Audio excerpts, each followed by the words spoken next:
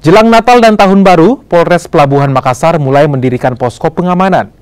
Lokasi pembangunan posko dilakukan di sejumlah titik, termasuk di Pelabuhan Soekarno-Hatta, Makassar.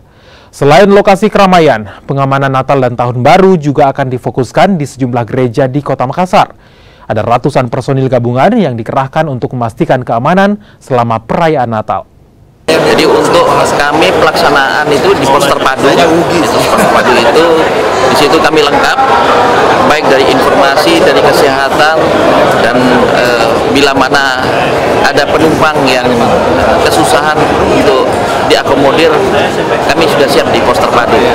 Untuk personil sendiri dari kepolisian, di pos terpadu ada sekitar 15 orang, tapi untuk kegiatan di pos pengamanan nantinya ada 4 pos, yaitu 1 pos pengamanan dan 3 pos pelayanan. Untuk keseluruhan anggota Polri yang melaksanakan pengamanan Tahun Baru dan Natal itu 92 untuk yang di pos dan 163 yang kegiatan patroli ataupun mobile.